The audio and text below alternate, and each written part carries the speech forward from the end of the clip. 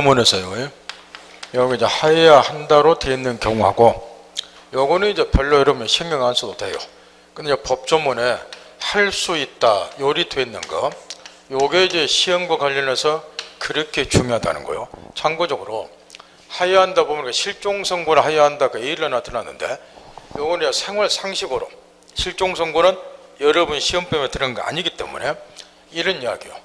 예를 들어 이 갑이라는 사람이 종류 주소지를 떠나서 오랫동안 생사불명 상태가 지속이 됐어요. 그럼 그 생사불명의 상태가 5년간 지속이 됐다. 요 실종이 보통 실종하고 특별 실종이라고 하는 게 있어요. 그래서 보통 실종 경우는 생사불명 상태가 5년간 지속이 되면 일정한 청구에 의해서 가정법원에서 뭐 하도록 됐냐, 그 법조는 나왔다시피 실종 선고를 가정법원이 할 수 있다가 아니라 하여야 한다라고 되어 있어요. 그러니까 법원에 재량의 여지를 두지 않는다는 거죠. 반드시 요건을 갖춰 뭐 하도록 되어 있으니까 하여야 한다라고 이렇게. 그러면 이제 실종 선고했게 되면은 요 갑이라는 사람은 사망한 것으로 요거는 간주가 되어 추정도 아니고 간주가 되고, 그러면 이제 잔 좋은 배우자는 재혼할 수 있는 길이 열리고, 이 갑은 이제 사망거로 간주가 됐으니까 가지고 있는 재산이 있으면은 상속도 개시가 되고, 이런 거를 실종 선고라고 그래요. 물론 이제 특별 실종이다 그래서 가끔 언론은 보도가 되다시피 전쟁에 참가를 했는데 죽었는지 살았는지 생사불명 상태다, 또는 항공기를 타고 가다가 추락이 됐는데 시체도 없고 죽었는지 살았는지 생사불명이다, 또는 선박을 타고 가다가 배가 침몰을 했는데 죽었는지 살았는지 모르겠다. 대표적으로 이런 경우는 여기 실종 기간이다 그래서 5년이 아니라 이거는 1년이에요. 1년간 생사불명 상태 지속이 되면 똑같이 실종 선고를 하게 되고, 그러면 사망거로 간주한다. 이런 게 이제 하여야 한다로 되어 있어요. 법원에 재량 여지가 없다는 거죠. 시험하고는 상관이 없으니까 상식으로 이런 제도가 있다면 알아두면 되고, 여기 할 수 있다. 요거는 이제 뭐 하나를 꼭 깨우쳐야 되냐 그러면은, 자 다시 또 원점으로 돌아가서 아까 지금 이런 예를 내가 계속 들어줬단 말이에요. 이 갑이 건물 소유자예요. 또 의뢰 기망에 의해서 공갈협박 강박에 의해서 을하고 건물에 대한 매매 계약을 체결했고, 을에게 등기가 이전이 돼서 이렇게. 그러면 우리 민법 110조 1항에 의하면 사기강도인 의사표시는 표의자가 취소해야 한다가 아니라 취소할 수 있다. 법조문에 요리 규정이 돼서 할 수 있다라고. 따라 이거는 이제 표의자가, 여기서 표의자는 의사표시한 자 갑, 이 사람이 취소할 수 있도록 되어 있으니까 첫째 취소할 수도 있고, 둘째 얘는 재량을 가지니까 취소 안 할 수도 있다는 거렇게. 그럼 이제 결론이 어떤 문제가 생기느냐, 할 수 있다라고 되어 있다 보니까 먼저 갑이 1번을 선택해서 취소했어요. 그럼 이 계약은 이제 처음부터 무효로 돌아가고, 참고적으로 이 갑과 두 사람이 건물에 대해서 매매 계약을 체결했어 이렇게. 그러면 실체법이니까 매매를 통해서 매도인은 소유권 이전을 부담하고 A는 대금 지원 부담하고 반대 권리를 갖겠죠.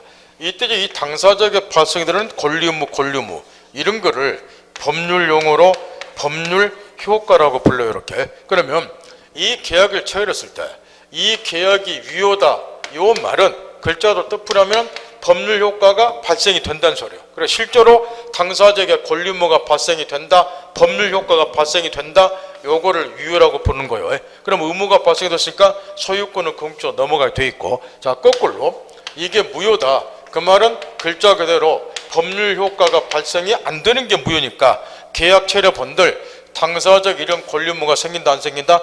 안 생긴다는 거예요. 이거를 무효라 그래요. 따라서 이제 무효의 경우는 설사 건물에 대한 등기까지 매수인에게 이전이 됐다 하더라도 계약 자체가 무효가 되면 등기하고 상관이 없이 소유권은 이 갑이 여전히 보유를 하니까 요 등기 쳐다보면 안 된다는 거예요. 요 등기 쳐다보면 절대로 안 되고, 민법인 실제법이 항상 절자법의 등기법보다 우위에 있으니까 실제법인 민법에서 이런 권리 의무가 생겼냐 안 생겼냐 이게 중요한 것이고, 따라서 등기 할아버지가 을에게 넘어왔다 하더라도 실제법인 민법에서 판단을 보건대 이 계약이 무효다. 따라서 얘는 소유권 이전은 뭐 없다. 그러면 소유권 안 넘어가는 거예요. 얘한테 소유권 있는 거예요. 그러면 그 다음에 뭐 하면 되느냐? 너 왜 내가 건물 소유자인데 쓸데없이 등기 가지고 있을까? 소유권을 주장해서 이 등기 뭐 해버린 거예요? 말소시키는 거예요. 말소. 따라서 공부할 때 항상 머릿속에 담을 것. 실제법의 민법이 주고 등기법은 시다발이다. 이 생각을 항상 해야 된다는 거예요. 등기법은 보조예요. 보조. 시다발이. 그럼 왜 공부가 엉망이 된 사람들이 많냐?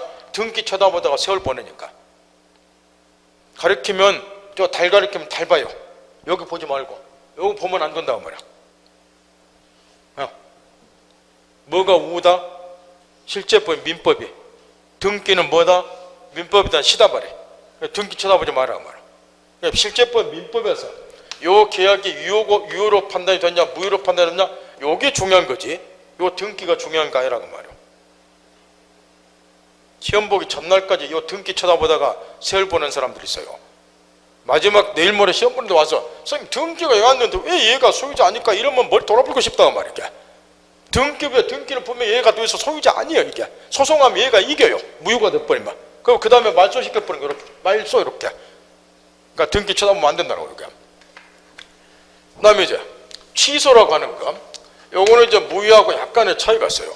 여기 무효라고 하는 것은 이런 계약을 치렀을 때 처음부터 법률 효과가 발생이 안 되는 것을 무효라 그래요. 이렇게. 근데 취소는 이제 약간의 차이가 있는 것이 취소는 일단은 취소하기 전에는 일단은 당해 계약이 효력을 발생 유효가 돼요. 따라서 아직 취소하기 전에는 이 계약이 유효니까 권리의무가 발생이 되고 등기 넘어가면 소유권 내한테 이전이 되는 거렇게. 이 점에 있어서 무효하고 일단 달라요. 취소는. 그것이 나중에 후에 취소 의사표를 하게 되면 당해 계약은 처음부터 무효로 돌아가 버려. 그러니 취소 의사표를 한 뒤에는 이 계약이 처음부터 무효동으로 돌아가니까 넘어갔던 소유권도 등기는 얘가 그대로 가지고 있다 하더라도 넘어갔던 소유권은 다시 가볍게 돌아오는 거 이렇게. 이걸 취소라고 그래요. 따라서 취소는 무효하고 달리 딱 한 끗 차이죠. 취소하기 전에는 당해 계약이 유효한 점에서 무효하고 차이가 있고 다만 나중에 취소 의사표를 하게 되면 처음부터 무효로 들어가니까 취소를 해버리면 결과적으로 무효하고 같아지는 거예요. 취소를 했을 때는. 그러면 이 사례로 다시 돌아와서 얘가 지금 취소를 했다 그러면 계약이 처음부터 무효로 돌아가니까 소유권 다시 가볍게 돌아오죠. 거꾸로 말하면 얘는 소유자가 될 수 없는 거예요. 근데 취소를 안 하게 되면은 이 계약은 그대로 뭐가 돼요? 유효니까 얘가 그대로 소유자가 되겠죠. 이처럼 취소할 수 있다, 할 수 있다라고 되어 있게 되면은 취소할 수도 있고 아니할 수도 있으니까 그에 따라서 상대방이 소유자가 될 수도 있고 안 될 수도 있으니까 상대방의 법적 지위가 불안정한 상태에 놓이게 된다 그 말. 그러면 이거를 언제까지 방치하면 안 된다는 거예요. 10년이 가도 20년이 가도 계속 얘는 불안정한 상태에 놓이는 거예요. 얘 얼굴만 쳐다보고 얘가 취소하면 나 소유권 잃어버리고 취소 안 하면 소유자가 되고 이 계약 자체가 불확실 상태에 놓이게 된다 그 말이에요. 이걸 법에서는 방치하면 안 된다는 거예요. 따라서 이런 경우는 불확실한 법률관계를 조속히 확정시킬 필요가 생기고 그래서 우리 민법에 두게 된 것이 뭐냐 그러면은 제척기간 제도다. 그래서 권리행사 기간을 일정 기간 내로 제한을 해버려. 거기 보면 146조 얘가 들어졌죠. 그 조문이 그렇게 시험에서 많이 나온단 말이야. 이런 취소권은 추인할 수 있는 날로부터 몇 년에 행사하라? 3년. 법률행위 한 날부터 계약치한 날부터 몇 년? 10년. 요 기간 내 취소권 행사하라 이렇게 제한을 해버린다 그 말이요. 뭔 말겠나요? 이런 거를 제척기라고 불러. 요 제척기 하면 이해하면 또 5점이 올라가 버려. 이거하고 이제 앞으로 이제 공부하게 될 것이 우리 민법에 보면은 일정 기간이 경과함으로써 권리를 소멸시키는 제도가 두 개가 있어요. 그 중에 하나가 여기 나와 있는 제척기간 제도고 또 하나는 민법책에서 시도 없이 나오는 소멸시효예요. 이게. 근데 양자는 제도 취지가 전혀 달라요. 이것까지 이해하면 10점은 묻고 들어가. 일단은 소멸시효는 다음에 배우실 거니까 제척기에 나온 제도를 왜 두고 있는가 그 배경을 한번 이해를 해보라는 거예요. 법조문에 뭐 하도록 되어 있을 때 뭐 할 수 있다 이렇게 되어 있을 때 법률관계가 뭐 하니까 불확실 상태에 놓이니까 그걸 빨리 확정시키기 위해서 권리 행사 기간을 뭐 할 필요가 있다, 제한할 필요가 있다. 그래서 두게 된 것을 뭐라고 부른다? 제척기간. 그 제척기간만 이해해도 5점은 묻고 들어간다 그 말이야. 공부하기가 엄청 수월해. 공부 양이 줄어드니까 요거 하나 아물었어. 그 다음에 민법 전문 형식 원칙가외 이거는 지금 모른다고 해서 공부하는데 지장이 없고, 거기 예에 들어오는 107조 같은 것은 앞으로 이제 본격적으로 민법 공부할 때 지겹도록 배우니까 지금 모른다고 해서 큰 지장은 없다 그 이야기요. 참고적으로 읽어보고, 그 다음에 제2장 권리와 관련해서 다시 원점으로 돌아가자고 말이야.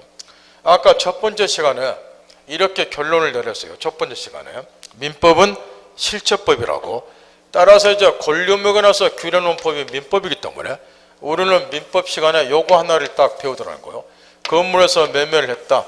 그러면 이 매매를 통해서 매도인은 소유권 이전의무 부담하고, 물론 얘는 반대 권리 갖고, 매수는 대금지급 의무 부담하고, 매도인은 반대로 대금지급 조건 권리 갖고, 이러한 권리 의무에 관해서 우리가 공부를 한다는 거. 그러면 또 아까 이런 소리를 했다는 거예요. 근대 민법의 추세에 따라서 어려운 말이니까 인간의 본성이 입각했을 때 이 권리를 항상 사람들이 선호하기 때문에 권리본유로 우리 민법이 구성이 되어 있고, 따라서 다만 권리가 있으면 타방은 그에 대해서 의무는 부담한다. 요거는 위험도 두라고 그랬죠. 그러면 이제 이거 하나 배우는 것이 민법 공부니까 지금부터는 구체적으로 권리는 뭘 말하고 의무는 뭘 말하는가, 이걸 지금부터 본격적으로 공부를 하자는 거예요. 그래서 이제 거기 보면은 제1번에 법률관계라는 것이 제목이 달아졌는데, 앞으로 민법 시간에 법률관계라는 용어가 엄청나게 튀어나올 거라고. 따라서 지금부터 또 있는 대로 집중을 하라는 거예요. 먼저 전제를 딱 하나 해놨어요. 민법은 실제법이니까 요거 배우는 것이 민법 공부 전부다 이렇게. 그런데 아까 제가 들어오자마자 뭔 이야기를 했냐 그러면은 인간은 사회적 동물이다. 따라서 혼자서 고립돼서 살아갈 수는 없다. 사회 공동체를 구성해서 더불어 산다. 근데 혼자나 독불장군처럼 살면 공동체에 깨진다. 분쟁이 생긴다. 이런 분쟁을 해결하기 위해서 사회 규범이 필요하다. 들어오자마자 이야기를 간단히 언급을 했다 그 말이에요. 이 사회 규범에는 우리 민법과 같은 법 규범도 있고, 도덕도 있고, 종교도 있고, 관습도 있고, 여러 가지 사회 규범들이 있다는 거예요. 그러면 여기 이제 매매 사례 같으면 3월 20일까지 소유권 넘겨주고 대금 지급하기로 약속했다고 가정을 하자고 말이에요. 그런데 이 두 사람이 3월 20일까지 이 약속을 제대로 이행만 하면 우리가 이런 사람들을 불러서 흔히 뭐라고 얘기를 하느냐, 법 없이도 살 사람, 요리 이야기를 해요. 가장 바람직한 사회라고 말이에요. 법 없이도 사는 사회가 돼야 돼요. 이렇게 이야기를 하는데 언제나 그런 건 아니니까 한 사람이 약속 어길 수가 있다는 거예요. 그러니까 분쟁이 생기는 거예요. 이 분쟁을 해결하기 위해서 이런 사회 규범이 필요한 것이고, 그러면 예컨대 일방의 약속을 어길 때를 대비해서 여기에 사회 규범이 적용된다고 일단 가정을 하자고 말이에요. 그 중에서도 법이 전제하는 걸 잘 보세요. 일방의 약속 어길 때를 대비해서, 먼저는 약속 제때 지키는 건 아니니까 어길 때를 대비해서 이 두 사람은 매매 계약에 사회 규범 중에서 법이라고는 사회 규범, 물론 이 법은 형법이 아니라 우리 배우고 있는 민법을 말하겠죠. 민법이라는 법이 규율을 한다고 말할게.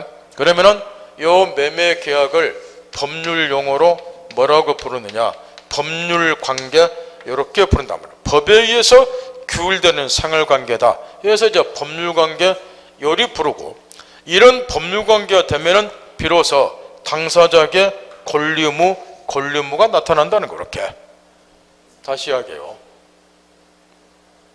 일방의 약속 어길 때 대비해서 사회 규범이 두 사람 사이 매매를 규율한다. 그 중에서 일단 전제를 했어요. 민법이라는 법이 규율한다고. 그러면 이 매매 계약 관계는 법률관계에 해당이 되고, 법률관계에 해당이 되면 당사자에게 비로소 권리 의무가 나타난다 그 말이에요. 그럼 이제 어떤 현상이 벌어지느냐, 예상한 대로 이 을이라는 애가 전날짜에 대금 지급 약속을 어겼어요. 그러면 이 약속은 원래 이자의 의무에 해당이 됐기 때문에 의무자가 의무를 이행 안 한 셈이 되는 거렇게. 그러면 상대방 권리자 쪽에서는 대금 지급 조건은 매도인이 가지니까, 권리자 쪽에서는 의무를 이행하지 않은 상대방을 향해서 국가의 공권력을 통해서 하는 말을 잘 들어야 돼요. 국가의 공권력을 통해서 그 의무를 강제로 이행을 시키거나 또는 손해배상 청구를 한다는 것, 이걸 의무라고 이야기를 해요. 의무는 법적인 구속을 말하기 때문에 의무자가 의무 이행 안 하면 권리자는 국가의 공권력을 통해서 그 의무를 강제로 이행을 시키거나 또는 손해배상 청구를 하는데, 여기서 국가 공권력은 국가의 재판제도를 말한다 그 말이에요. 따라서 갑은 을을 상대로 해서 대금 지급 청구 소송을 제기를 하고, 따라서 승소 판결 확정이 되면 이 확정 판결을 가지고 매수인의 재산에서 강제 집행 경매 처분해서 대금 가져가 뿐다 그 말이에요. 또는 손해배상 청구를 하게 되고, 따라서 어떤 자가 의무를 부담하게 되면 이 의무는 반드시 이행을 해야 되고, 안 하면 이렇게 박살이 나니까, 따라서 결과적으로 일반이 이렇게 약속을 하게 되면 이런 민법이나 법에 의해서 이자의 약속 이행이 강제가 된다 그 말이에요. 이런 거를 의무라고 이야기해요. 그러면 요걸 이제 이렇게 한번 바꿔보자 그 말이에요. 이번에 이제 사회 규범 중에서 민법이나 법이 아니라 도덕이라고 하는 사회 규범이 이 매매를 규율한다고 한번 가정을 해보자 그 말이에요. 사회 규범 중에서 일반 약속을 대비해서. 그러면 법 위에 도덕이라든가 종교라든가 여타의 사회 규범이 이걸 규율하게 되면 이런 거를 법률관계가 아니라 뭐라고 부르냐 그러면 인간관계라고 우리가 부른다 그 말이에요. 이런 인간관계에 해당이 되면 당사자에게 이러한 권리 의무가 발생이 안 된다는 거예요. 도덕이나 종교와 같은 여타 규범이 규율하게 되면 인간관계에 해당이 되고, 이 경우는 권리 의무가 나타나지 않는다 그 말이에요. 그러면 이제 어떤 현상이 벌어지느냐, 이 을이 대금 지급받는 약속을 어겼다고 가정하자 그 말이에요. 그러면 이번에도 이 갑이라는 사람이 을을 상대로 해서 대금 지급 청구 소송을 제기하거나 손해배상 청구할 수 있는가 판단을 해보라는 거예요. 이번에는 안 된다 그 말이에요. 왜 안 되나요? 이 약속이 이자 의무가 아니기 때문에. 제가 무슨 말 하고 있는지 아시겠나요? 의무가 아니니까.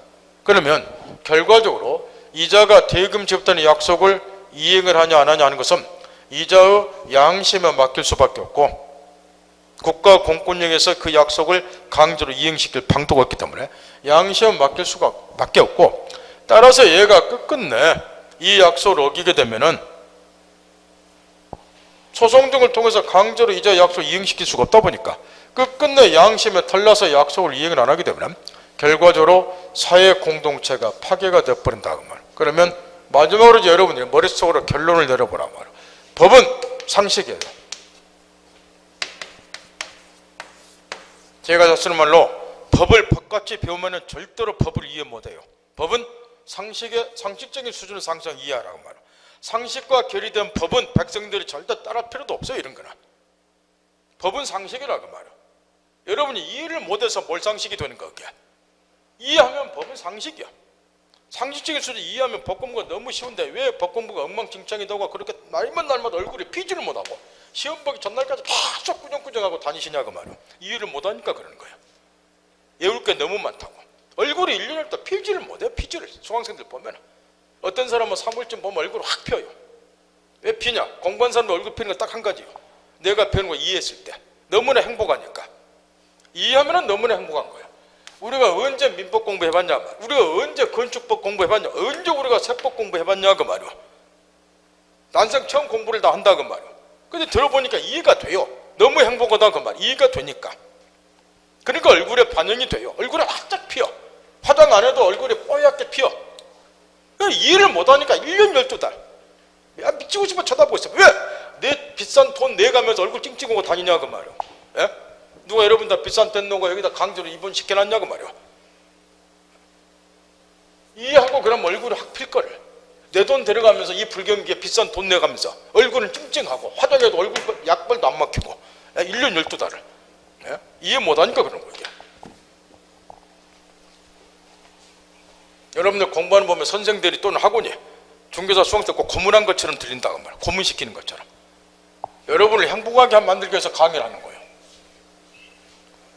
따라서 이제 이 경우는 도덕이라든가 법 말고 종교 등의 규율하니까 인간관계 해당이 되고, 요거는 법률관계 달리 당사자에게 권리 의무가 발생이 안 된다는 거야. 따라서 일방의 약속에 따라서 이거는 의무 불이행이 아니기 때문에 여기 상대방 쪽에서는 국가 공권력을 통해서 이 약속을 강제로 이행시킬 방도가 없고, 따라서 이자의 양심에 기댈 수밖에 없는데 약속을 이행하냐 못하냐는 거는 얘가 양심에 털려서 끝끝내 약속 이행 안 하면 이 약속을 이행받을 방도가 없기 때문에 사회공동이 깨진다. 그러면 마지막으로 이제 여러분이 상식적인 수준에서 결론을 한번 내려보라고 말합니다. 이 두 사람이 매매계약을 처리했을 때 여기는 방금 두 개를 간단히 비교해봤으니까 민법이라는 법이 규율하는 것이 바람직한지 도덕이라고 하는 사회규범의 규율하는 것이 바람직한지 여러분이 결론을 상식적인 수준 내보라고 말합니다. 당연히 이런 매매의 경우는 도덕이 아니라 민법이라는 법이 규율하는 것이 사회 공동체에서 바람직하겠죠. 그래야지 일방의 약속을 어기게 되면 의무 이행하는 거니까 권리자가 국가 공권력을 통해서라도 강제로 그 약속을 이행시키게 되고 이래야 사회 공동체에 유되는 거야. 따라서 이런 매매 계약 같은 것은 인간관계가 아니라 뭐에 해당이 된다? 법률 관계에 해당이 된다. 따라서 앞으로 제가 시간 중에 예를 들어줄 때는 두말 않고 이렇게 예를 들어줘요. 두말하지 않고 어떻게 예를 드냐? 이런 식으로 갑이 건물에 대해서 매매계약 처리를 했습니다. 그러면 아무 말도 안 해요. 매매계약 처리한 결과 매도는 소유권을 부담하고 매수는 대금령 부담한다. 바쁘니까 권리는 설명도 안 해요. 그럼 여러분 스스로 하자. 아, 반대 권리 갖는갑다. 이리 생각하면 돼요. 이렇게. 그러면 제가 아무 말도 안 하고 매매계약 처리했으면 당사자의 권리무 생깁니다. 이 말은 뭐가 지금 전제가 되었다는 거죠? 이 매매계약이 법률관계가 전제되었다는 거죠. 자, 쉽게 생각하세요. 우리는 지금 도덕시간 아니라고 말이에요. 민법시간이죠? 민법시간. 도덕시간에 배우는 거는 인간관계잖아요. 우리 인간관계 배울 필요 없잖아요.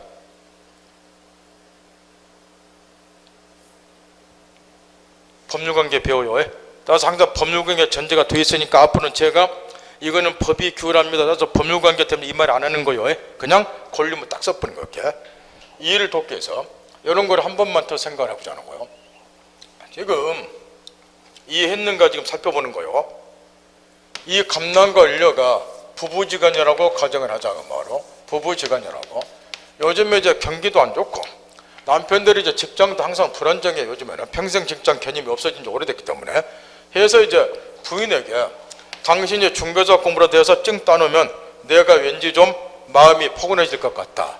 그래서 공부를 시켰다면 왜? 공부 어려운지 아니까 남편들이 직접 공부 안 해요. 처리시킨다고 말이야.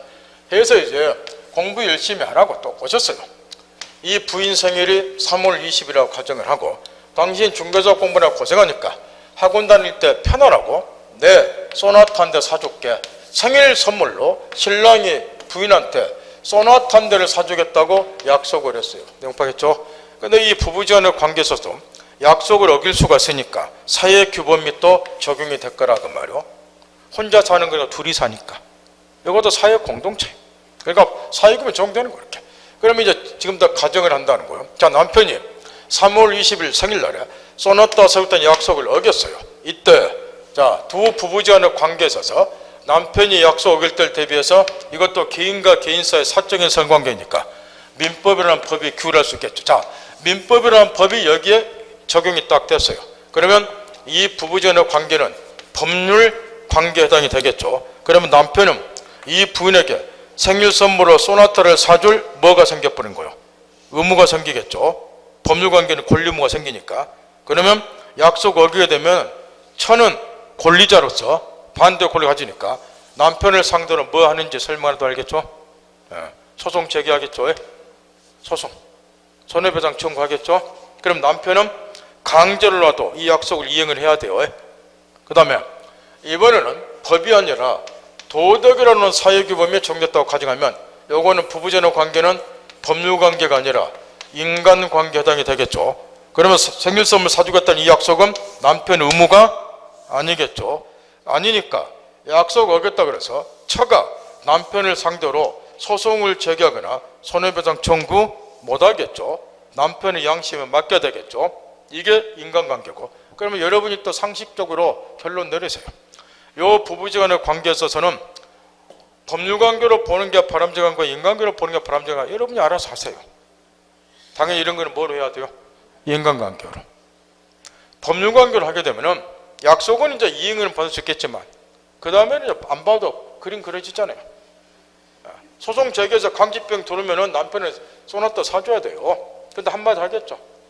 사줄 테니까 여기다 짐 싣고 천정으로 가라고. 찢어진다 그 말이야. 따라서 이 경우는 인간관계로 보는 거. 그래서 이렇게 생각을 해보란 말이야. 우리가 이 인간관계란 말을 생활에서 참 많이 쓰고 살아요. 당신과 나 사이 인간관계 어떠한데 이런 말 많이 쓴다 그 말이야. 근데 이 말 이면 속에는 뭐가 내포됐다는 거. 당신과 나 사이는 법 없이도 살 수 있는 그런 가까운 관계다 그 이야기인 거예요. 인간관계란 말이. 이게 법률 용어라 그 말이에요. 알고 쓰세요 이제는. 근데 실생활에서는 인간관계란 말을 잘 쓰는 애들은 항상 조심해야 돼요. 제가 볼 때는 90%가 사기꾼들이에요. 사기치기 위해서 너와 나 사이 인간관계를 강조를 한다 그 말이에요. 나는 너 사기칠 테니까 너는 소송을 통해서 나한테 뭐 하지 말아라. 그런 이상한 의미가 내포되어 있다고 말이에요. 이해서라 보고. 따라서 거기 법률관계 가로친 1번에 이런 소리가 쓰여있고 그 다음에 인간관계 방금 설명한 소리가 뒤에 쓰였으니까 가족이라든가 예정이라든가 우위, 예의관 같은 상해관계다. 요거는 법의 규율을 받지 않고 간섭이나 도덕, 종교 규율을 받는 상해관계다. 이런 경우는 가로친 2번에 쓰였다시피 권리 의무가 발생이 안 되기 때문에 마지막 구절에 약속을 어겨도 그 이행을 청구한다든가 손해배상 청구할 수 없다. 이런 걸 이해를 잘하라고 말이야. 이런 기초가 안 되었으니까 민법 공부가 애시당 쪽도 엉망이 되어 있는 거예요. 이해서라 보고.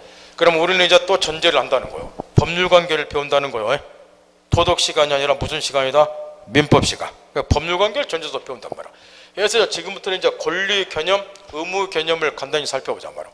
아까도 이야기했다시피 권리 본질에서 그 따옴표에 권리란 일정한 이익을 향수한다 그 말은 누린다는 소리예요. 따라서 일정한 이익을 누릴 수 있도록 법이 인정하는 힘이다. 이렇게 이제 보통 개념 정의를 하는데 그냥 쉽게 생각을 하자는 거예요. 권리는 어떠한 이익을 누릴 수 있는 걸 말해요. 그러나 간단히 단순히 그냥 이익을 누리는 것이 아니고 그 이익을 누릴 수 있도록 누가 보호를 해준다, 인정해준다? 법에서 그걸 권리라 그래요.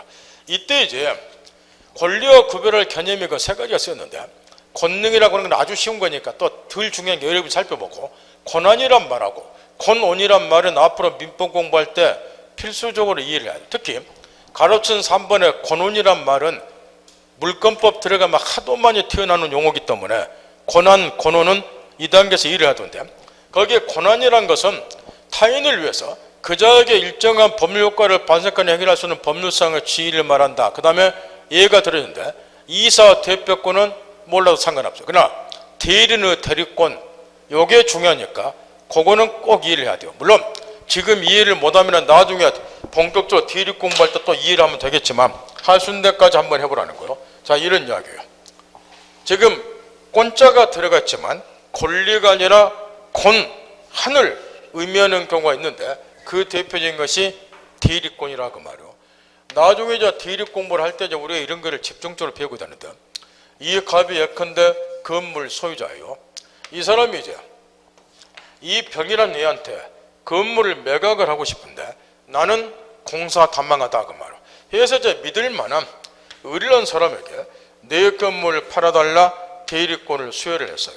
그러면 건물 소유자, 대리권을 수여한 자 이런 애들을 우리가 본인이라고 부르고 당연히 우리는 이제 대리인이 되겠죠. 그 다음에 얘가 이 병이라는 사람하고 갑의 건물에 대해서 나는 갑 대리인 의리다 표시하고서 위임장 등 딱 제시하고 갑의 건물에 대해서 얘가 대신해서 매매계약 체결해요.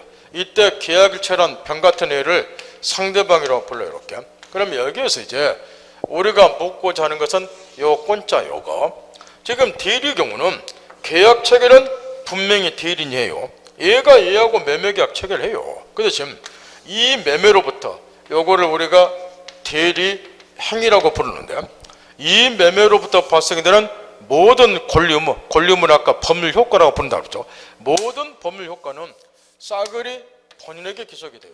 얘가 건물에 대한 소유권 이전의 의무 부담하고 거꾸로 대금지급 조건 권리를 간다 그 말. 이게 대리제도 이렇게. 그러면 여기 대리권이라고 하는 것은 뭘 의미하냐 그 말이에요. 얘가 얘한테 건물을 팔아달라는 대리권을 수였다 그래서 얘한테 어떠한 이익을 주는 게 아니라 그 말이고, 대리권을 주는 것은 얘가 본인을 대신해서 요 대리행위를 할 수 있는 법률상의 무엇을 소유하는 것이다? 자격을 주는 거라 그 말이게. 이런 거를 꼰자가 붙어있지만 권한이라고 이야기를 하니까 요 대리권이 대표적으로 권리가 아니라 뭐에 해당하는 경우다? 이 대리행위 할 수 있는 법률상의 자격을 수여하는 걸 말하니까 권한을 의미한다. 이런 식으로 이해하면 되고, 권원이란 말은 이제 앞으로 자기로 갖고 놀아야 되는데, 권원이란 말은 이런 걸 말해요. 예를 들면 이 갑이 토지 소유자예요. 이 을이라는 사람이 건물 한 채 짓고자 하는데 나는 땅이 없어요. 그러면 갑으로부터 토지를 빌린 다음에 여기에 건물 지으면 되겠죠. 그래서 저 토지를 빌리기 위해서 임대차 계약을 체결하고 이 을이 임차권을 취득을 했어요. 토지 사용권을, 임차권을 취득한 다음에 여기에 건물을 지었어. 이렇게. 그러면 이 을은 이 땅을 사용할 수 있는 권리, 임차권을 가지고 있는 상태에서 건물을 지었다. 그러면 이제 거꾸로 생각을 해보란 거예요. 이 을이 나무 토지 위에 건물을 정당하게 보유할 수 있는데, 이 경우는 이 가부 토지의 건물을 정당하게 보유할 수 있는 근거 내지는 원인이 뭐냐 그 말이에요. 여기서는 임차권이 있기 때문에 이때 이런 임차권과 같은 것을 법률 용어로 권원이라고 불러요. 나무 토지를 정당하게 사용할 수 있는 근거를 말한다 그 말. 그거를 권원이라고 불러. 따라서 이런 경우에 만약에 이런 사람이 이러한 정당한 권원이, 이런 말이 차중한다고, 권원이 없이 가부 토지에 건물 짓게 되면은 갑은 내가 토지 소유자다, 그러니 건물 철거하라, 소유권을 주장해서 여지없이 철거 청구를 해요. 권원이 없는 경우는. 그러나 거꾸로 얘가 정당한 권원에 의해서 가부 토지 위에 건물을 소유하는 경우, 예컨대 임차권 등을 가지고서 건물 소유하게 되면 얘는 철거 청구 못하겠죠. 그래서 이제 앞으로 물권법에서 이런 사례 문제 등을 풀 때 정당한 권원이 있냐 없냐 이런 말들이 밥 먹듯이 튀어나오니까 간단하게 감만 잡아두라고 말이에요. 그 다음 의무와 관련해서는 그 다음 페이지에 보면 두 번째 줄 보세요. 그거 하나만 이해를 해두면, 아까 다 가르쳐 줬으니까. 아까 이런 말 했어요. 의무자가 의무 이행 안 하면 상대방 권리자는 국가의 공권력을 통해서 그 의무를 강제로 이행하거나 손해배상 청구한다고. 여기서 국가의 공권력은 재판제도, 소송 제기하는 거예요. 따라서 그 말만 이해를 해두라면, 그 두 번째 줄부터 쓰였잖아. 가로친 2번에 보면 의무하고 구별할 것에 간접의무 또는 책무가 따라서 거기 보면 528조가 얘가 들어졌는데 요거는 지금 몰라도 상관없어요. 거기 528조 청약자 승낙 연착의 통지 의무가 계약법에서 중개사 시험에 그렇게 중요해요. 시험에 아예 쏟아져 나오고 올해도 또 시험에 나왔고, 따라서 이거는 나중에 계약법 공부할 때 자세히 배우니까 그때 배우더라도 상관이 없으니까 일단 의무 개념만 파악을 해두라면, 특히 의무자가 의무 이행했을 때 어떤 조치가 이루어지는가 그것만 이해를 해두란 거예요. 그런 다음에 이제 본론으로 들어가서 지금까지 이제 권리운명으로서 기초를 닦았으니까 아까 또 이렇게 우리가 결론을 하나 내려놨어요. 민법은 권리운명으로서 배우는데 크게 세 덩어리로 구성이 되어 있다. 아까 결론 하나 내려놨다 한번. 누가 권리나 의무를 취득하고 부담하는가? 권리의 주체. 뭘 대상으로 해서 권리를 취득하고 의무를 부담하는가? 권리의 객체.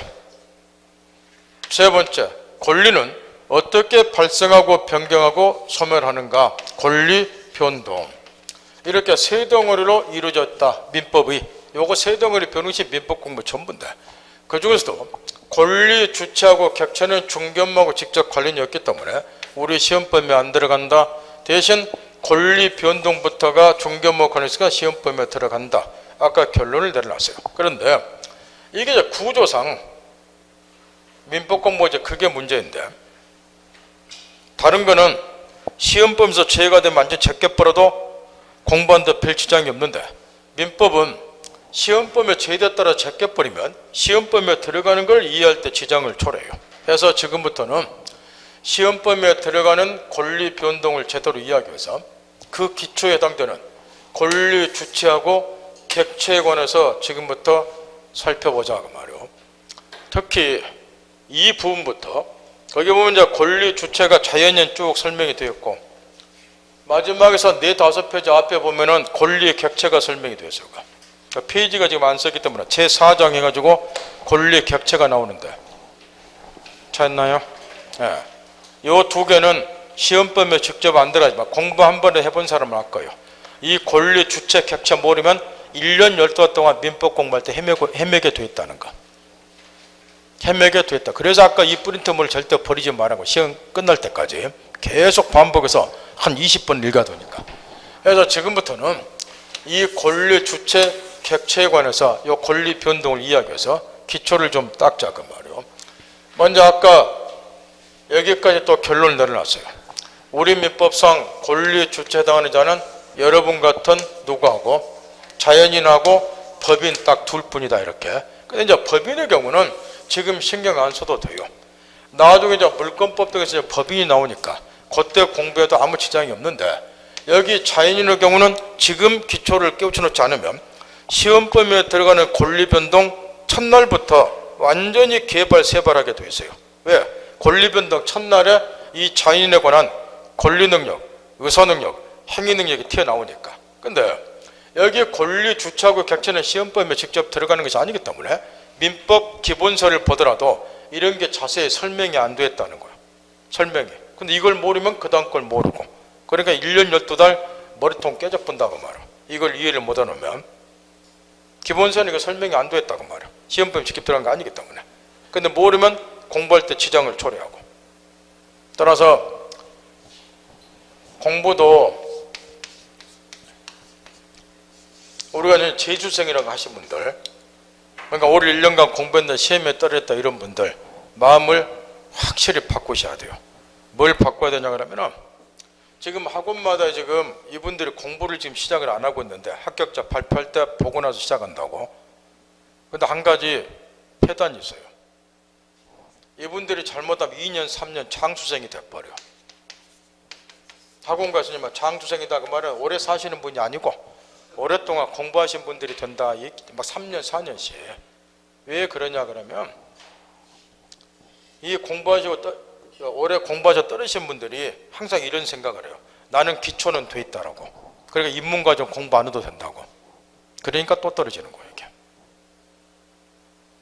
이분들한테는 제한 능력이 뭐인지 한번 설명해 보라고 물어보면 대답할 사람 한 사람도 없어요. 피성년 후견인이 누구를 말하는지 물어보면 대답한 사람 한 사람도 없어요. 근데 자기가 기초를 안다고 이게 등한시하고 또 야매로 한 3월쯤 더 공부 시작하니까 요 기초가 안 되는 거예요. 그러니까 그 다음 거 또 악순환이 돼버리다. 또 개발세발이 돼. 이분들 점수는 딱 정해졌어. 암기 실력이기 때문에 딱 55점부터 58.2 수준이 항상 해년마다. 이게 극복을 못하는 점수 이거예요. 암기한 사람의 점수. 최대치가 58, 잘하면 59.25까지는 맞아요. 그 3문제 차로 떨어져. 이게 몇 년 가요? 극복을 못해요. 기초가 안 됐기 때문에. 암기를 안 모르면 최대치 점수가 요거예요. 이거를 조금만 이해하면 한 10점, 15점을 그냥 올려서 75점 전후로 딱 안정적인 점수를 유지할 수 있는데 그걸 못하는 이유는 기초가 안 되었기 때문에 그래요. 그러니까 그분들이 처음부터 다시 공부를 해야 돼요. 근데 한 년마다 이야기라도 꼭 안 들어요. 이게. 본인은 처음 공부한 사람보다 우위에 있다고 생각을 해요. 나는 어느 정도 안다. 기초는 안 들어도 된다. 이렇게. 미안한 이야기지만 그야말로 난생 처음 공부하시면 3월쯤 가면 이분들 따라잡아 버려요. 바로 뒤집어요. 이분들은 기초가 돼도 돼 있기 때문에. 이분들은 날이 갈수록 얼굴이 뽀얗게 피어나요. 근데 이분들은 날이 갈수록 얼굴이 계속 초췌해져. 왜?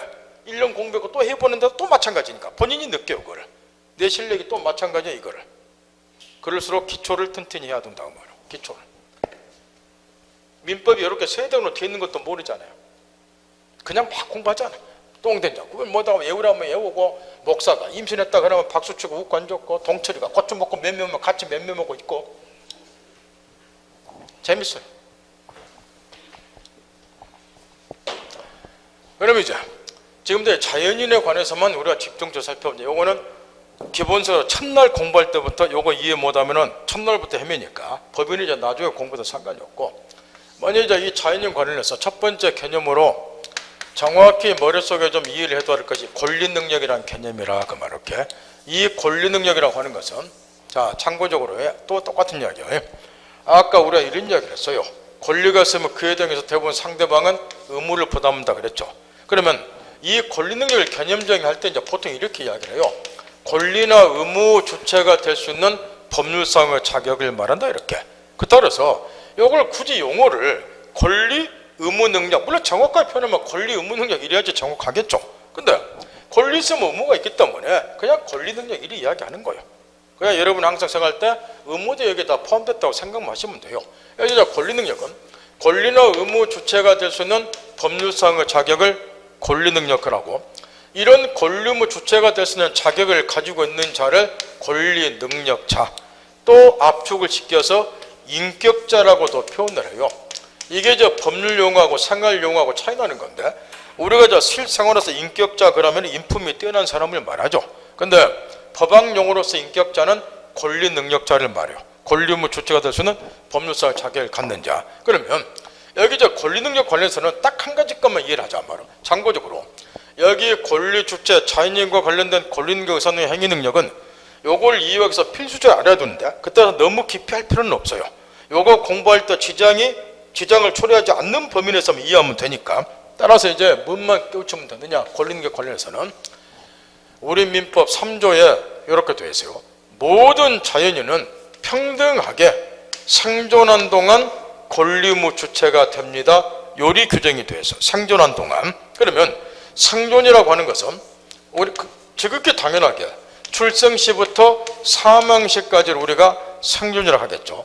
따라서 이제 번역을 하면 모든 자연인은 평등하게 출생과 더불어서 권리 능력을 취득을 하고 사망과 더불어서 권리 능력이 소멸한다 그 말일게. 문제는 요거 외압에 아무 필요 없고 이 말이 무슨 말인데 그거 이해하셔야 된다 그 말이에요. 요건 시험하고 상관없고 이건 외압에 아무 필요 없어요. 요 말의 의미를 깨우치단다 말. 모든 자연은 생존한 동안이요. 생존은 출생 시부터 사망 시까지 말하니까 결론적으로 출생과 더불어서 권리력 취득하고 사망과 더불어서 권리력 소멸이 돼요. 그럼 이 말이 무슨 말인가? 이 말 이해 못하고 시험장 가서 90%가 넘더라고 말이에요. 갑이 건물 소유자예요. 자, 갑은 현재 살아있는 사람이기 때문에 권리 능력자예요. 따라서 자기 명의로 건물을 소유할 수 있다 그 이야기예요. 근데 갑이 사망을 했어요. 그러면 여기 보세요. 자연인은 사망과 동시에 권리 능력이 소멸이 돼요. 따라서 갑은 사망과 동시에 더 이상 이 건물에 대한 소유자가 될 수 없다 그 말이에요. 그러니까 뭐가 개시되는 거예요? 상속이 개시가 되는. 그래서 그러면 이때 이 갑이 이렇게 가정을 하자 그 말이에요. 상속인 중에 유일하게 마누라하고 이혼도 하고 사업 망해서 마누라는 또 애새끼도 팽개치고 갚버리고 부모님도 없고 유일한 피부치가 5살 먹은 어린애 딱 하나예요.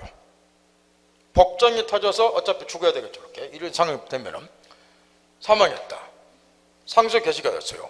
자, 건물에 대한 소유권 5살 먹은 어린애가 상속받을 수 있는가? 이 건물에 대해서 5살 먹은 어린애도 소유자가 될 수 있는가 하세요. 출생과 더불어서 모든 자연의 평등하게 권리를 취득한다고 방금 전제를 했어요. 이 5살 먹은 어린애도 건물에 대한 소유자가 될 수 있다 그 이야기예요. 권리 능력자니까.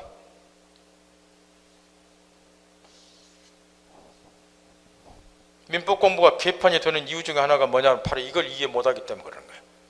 여러분 눈을 보면 여러분 눈이 오늘부로 이게 그 눈빛이 끝나야 되고 지금 하고 있는 그 눈빛이 내년 9월 10월까지 가면 시험 무조건 떨어져요. 지금 무슨 눈빛이냐 그러면 이 눈빛이라고 말이에요.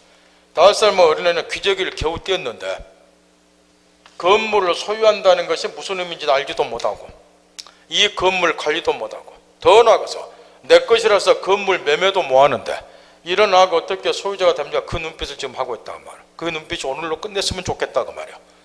내년 10월까지 가면 안 되고. 여기서 말하는 권리 능력은 글자 그대로 어떤 자가, 여기 자연인과 법인을 말하는데 어떤 자가 그야말로 순수하게 권리나 의무 주체가 될 수 있는 자격이 있냐 없냐 이것만을 추상적으로 판단하는 거예요. 그자가 이런 건물 등을 관리할 능력이 있냐, 매각할 수 있는 능력이 있냐, 이런 거는 안 따진다는 거예요. 제 말 알아들었나요? 요 5살 어린애도 출생을 했으니까 권리 의무 주체가 돼요. 대신 얘가 건물을 상속받으면 소유는 하되 건물 관리 능력, 매각할 수 있는 능력은 없잖아요. 그러니까 얘를 뒤에서 뒷발을 해줄 자가 필요하잖아요. 그게 법정 대리인이 그래서 필요한 거라고 말이야. 이런 사람들 다 뒤에서 이자와 뒷대리인 능력을 보충해 주는 거예요. 그러니까 여러분이 계속 그가 혼동을 일으키고 있단 말이야. 제 말 알아들어요? 또 묻는다 말이야. 이 을이 이번에는 정신병자다. 정신병자도 건물 등을 소유할 수 있다 없다? 있다. 왜냐? 눈은 빼꼼히 뜨고 있으니까. 눈만 빼꼼히 뜨면 권리 능력자야. 여기 나왔잖아요. 모든 자는 생존한 동안 뭐 한다고? 평등하게 권리 의무 주체가 된다고. 따라서 IQ가 250이 되든 25가 되든 정신병자든 아니든 한 살 먹은 어린애들 100살 잡힌 어르신이든 학력 수준이 대학교, 대학원, 박사, 할아버지든 초등학교 중대생이든 불문하고 눈이 1개든 2개든 불문하고 모든 자유는 눈만 빼꼼히 뜨면 뭐가 된다? 권리 의무 주체가 돼요. 그 말을 이해 잘하세요. 근데 여러분이 이 말 이해하라 했더니 항상 거기다 뭐를 꼭 덧붙여버려. 정신병자는 건물 관리도 못하는데 매매도 못하는데 이거 꼭 결부를 시킨단 말이야. 그러니까 이해가 안 되는 거야. 처음부터. 이게 흔들리니까 민법 공부가 엉망이 돼뿐다고 말이야. 이 정도였으면 이해했으라 보고, 따라서 이제 권리 능력에 관해서는 이걸 조심하자고 말이야. 방금 이야기했다시피 권리 능력이라고 하는 것은 어떤 자가 그야말로 순수하게 권리나 의무 주체가 될 수 있는 법률상의 자격이 있냐 없냐 이걸 추상적으로 판단하는 능력이 있기 때문에 자연인이, 잘 들어야 돼요, 자연인이 어떠한 행위를 통해서 구체적으로 권리를 취득하고 의무를 부담하려면 그 행위를 할 만한 지능 수준을 따로 가지고 있어야 되는데 요거하고 혼동 안 일으키도록 해야 된다 그 말. 바꿔 말하면 5살 먹은 어린애나 또는 정신병자가 이 건물을 매매할 수 있는가 없는가, 이 매매를 하려면 매매할 만한 지능 수준이 따로 필요하다 그 말이야. 요거하고 헛갈리면 안 된다 그 말이야. 따라서 거기에 프린트문에서 총설 부분에 가로친 3번을 보자 그 말이야. 거기에 이런 말이 쓰였어요. 권리 능력은 눈으로 읽고 있나요? 단순히 권리 의무 주체가 될 수 있다는 일반적 추상적인 자격에 지나지 않으며 권리 능력자가 그 행위를 통해서 구체적인 권리나 의무를 취득 또는 부담할 수 있는 별개의 문제다. 이걸 구별 잘해야 돼요. 자연인 권리 능력. 다음 페이지 보면 3조 사람은 생존한 동안 권리 의무 주체가 된다. 따라서 거기 마지막 구절에 사람은 출생한 때부터 권리 능력 취득하고 가로친 2번에 사망과 동시에 권리 능력을 상실한다. 그러니까 외우면 필요 없고 그 말의 의미를 깨우쳐야 돼요. 모든 사람은 평등하게. 그런 다음에 이걸 토대로 해서 방금 읽어본 구절에 이런 게 있었잖아요. 자연인이 어떠한 행위를 통해서 구체로 권리 취득과 의무 부담하려면 그 행위를 할 만한 지능 수준은 따로 가지고 있어야 된다는 거죠. 그걸 지금부터 이제 연구를 좀 해야 된다. 그걸 연구하는 것이 그 다음에 행위 능력 부분이라고. 의사 능력, 행위 능력이라고 하는 거. 조금만 쉬었다 가죠.